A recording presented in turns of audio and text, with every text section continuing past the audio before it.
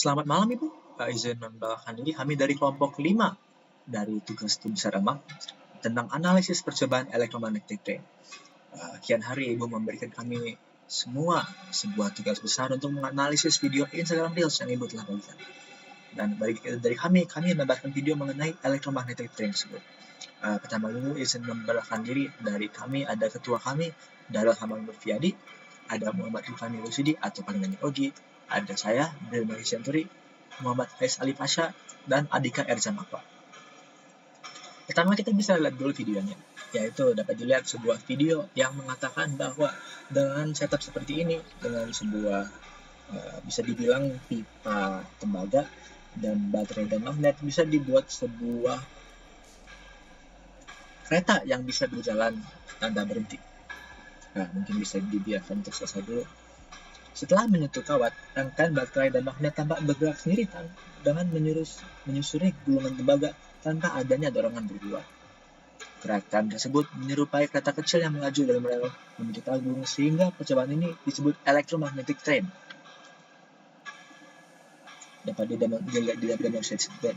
dilihat di demonstrasi video tersebut bahwa baterainya bergerak terus dan menerus. Nah, dalam dasar teori ini ada 3 hukum dan 1 gaya yang Ibu telah jelaskan kepada kami, yaitu hukum Ohm, Ampere, Biot-Savart, dan gaya Lorentz. Yang pertama adalah hukum Ohm yang menyatakan bahwa jumlah tegangan pada suatu penghantar berbanding lurus dengan tegangan arus dan hambatannya. Yang kedua adalah hukum Ampere dengan rumus tersebut bahwa arus listrik konstan yang mengalir pada suatu konduktor akan menghasilkan medan magnet yang melingkari konduktor tersebut. Hukum Biot-Savart menyatakan bahwa medan magnet kecil di suatu titik berbanding lurus dengan elemen arus, dan sinus sudut antara elemen arus dengan garis hubung serta berbanding terbalik dengan kuadrat redaksinya. Dan terakhirnya adalah gaya Lorentz yang menyatakan bahwa gaya Lorentz yaitu gaya yang bekerja pada muatan atau pengantar arus yang berada dalam medan magnet. Pada percobaan kali ini, elektromagnetic train, interaksi antara arus listrik dengan magnet menghasilkan gaya dorong yang menggerakkan baterai dan magnet sepanjang kumparan. Nah, sekarang kita di bagian analisis. Pada eksperimen ini, kami akan membuat sebuah electromagnetic train. Caranya gimana? Pertama, kita tahu bahwa semua magnet memiliki medan magnet. Kita akan menggunakan setup ini, yaitu baterai dengan magnet pada ujung-ujungnya. Dan pada kondisi awalnya, tidak ada arus pada kumparannya, dan tidak ada medan magnet pada kumparannya. Rencananya adalah baterainya akan dilakukan melalui kumparannya. Nah, jadi saat baterai dimasukkan ke dalam kumparan, ujung-ujung baterai akan menempel pada kumparan sehingga membuat rangkaian listrik menjadi rangkaian tertutup. Nah, karena di rangkaian tertutup, jadi suatu magnet ini bakal mengalirkan arus ke kumparan, kemudian arus akan mengalir ke magnet lainnya. Nah, arus yang mengalir pada kumparan bakal menimbulkan gaya magnet pada kumparan. Nah, munculnya gaya magnet pada kumparan bakal berinteraksi, nanti bakal berinteraksi dengan medan magnet permanen pada magnet yang ada di baterai, sehingga interaksi tersebut bakal menimbulkan suatu gaya yang kita sebut sebagai gaya Lorentz. Nah, gaya Lorentz ini bakal mendorong kereta ini pada lintasan kumparan. Nah, gaya Lorentz dapat dirumuskan sebagai berikut, di mana F sama dengan I kali L cross B, di mana I adalah arus listrik, L adalah arah arus pada kawat, B adalah medan magnet, dan F gaya yang mendorong kereta. Nah, untuk analisis lebih lanjut, seperti yang telah saya jelaskan sebelumnya, pada awal percobaan magnet neodymium menyentuh kumparan tembaga sehingga terbentuk rangkaian listrik tertutup atau closed loop. Nah, karena baterai memiliki beda potensial, maka arus listrik dapat mengalir di rangkaian tersebut. Nah, besar arus listrik yang mengalir dapat dihitung menggunakan hukum Ohm, yaitu arus sama dengan tegangan dibagi dengan resistansi total. Pada percobaan ini, resistansi total berasal dari resistansi kumparan, hambatan kontak antara magnet dan kawat, serta hambatan internal baterai.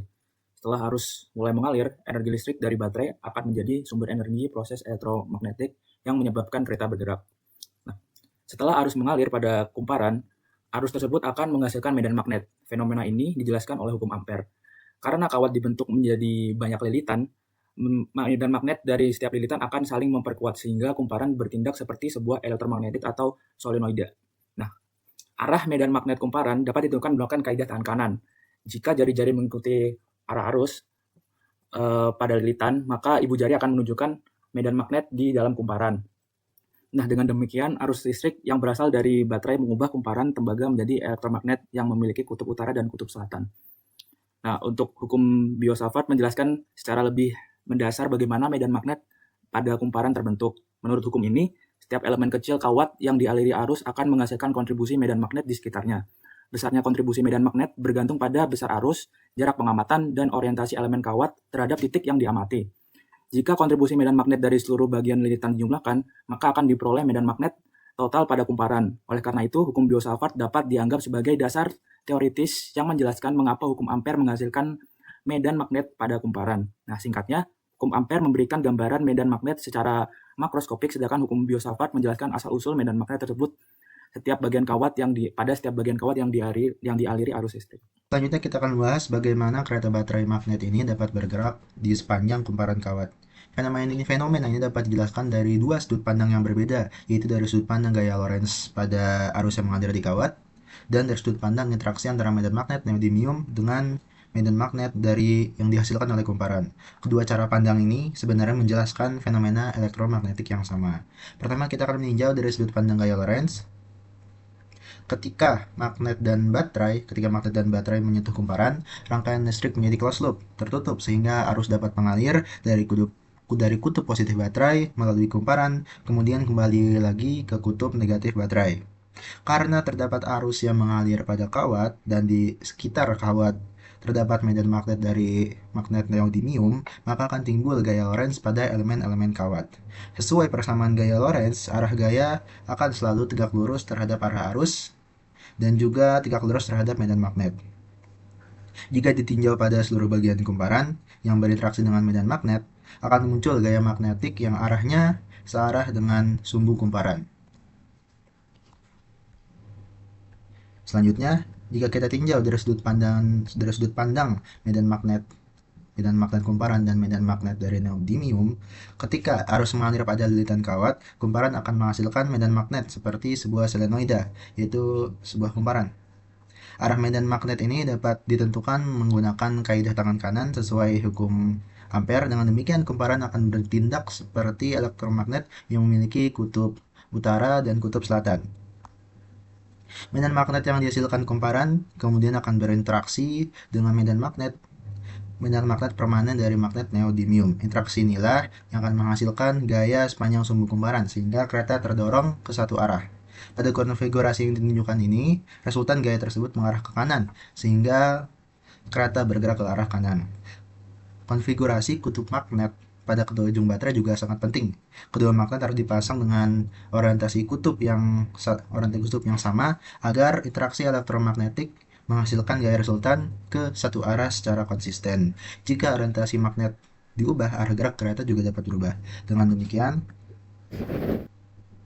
demikian, gerakan kereta baterai magnet terjadi karena adanya interaksi elektromagnetik antara arus yang mengalir pada kumparan dan medan dari magnet.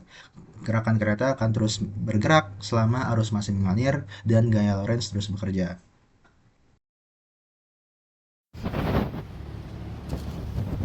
Oke, saat baterai dan juga medan magnet dimasukkan, kita cek tegangannya. Di sini hanya sebesar 0, sekian 0,0 volt yang terdeteksi di alat ukur, sehingga voltasenya sangat kecil. Dan ketika dicek arusnya dengan skala miliampere pun pada rangkaian ini tuh sangat-sangat kecil ketika baterainya digerakkan, sehingga hampir sama sekali tidak terbaca, sehingga rugi-rugi dari rangkaian ini sangat besar. Ya, baik, di sini saya akan menjelaskan bagaimana pembahasan mengenai alasan kenapa sistem yang kami uji coba menggunakan baterai dan juga magnet ini tidak bisa berjalan pada kumparan dari tembaga. Pertama, di sini dari data pengukuran didapat nilai tegangan adalah 0,05 volt, yang itu sangat rendah, di mana tegangan baterai normal itu seharusnya 1,5 volt, sehingga terjadi drop tegangan yang sangat besar. Kemudian ketika dicek bagaimana arusnya, di sini menunjukkan 0,5 mA, yang dimana jika kita kembali ke bagaimana hukum dasar Ohm, maka di sini ada komponen yang dinamakan tegangan dan juga arus. Bagaimana jika kedua nilai ini kecil, maka pengaruh terbesar yang ada adalah dari resistansi. Sehingga analisis pertama yaitu terdapat resistansi pada tembaga sangat besar,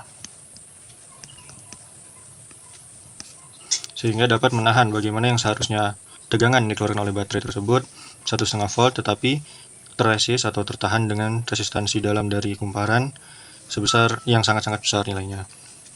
Kemudian yang kedua, mengenai analisis dari gaya Lorentz itu sendiri, dimana kita tahu bahwa gaya Lorentz adalah ada arus dikali bagaimana medan magnet itu sendiri dan juga panjangnya seberapa, kemudian sudutnya sin alfa.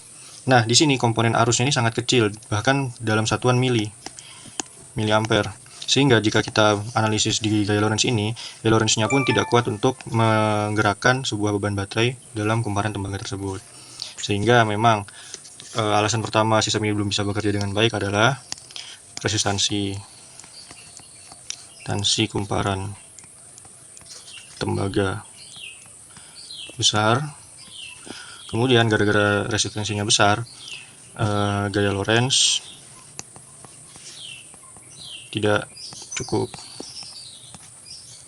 Nah, solusi yang kami ambil ketika melakukan simulasi ini yaitu kami coba menurunkan resistansi atau mencegah agar resistansinya itu menjadi kecil dengan cara mengamplas bagian luar dari kumparan tembaga ini, yang seharusnya ada sebuah lapisan isolator, tetapi setelah dilakukan tetap saja nilai yang terhitung pada tembaga, tegangan dan arusnya itu sangat-sangat kecil.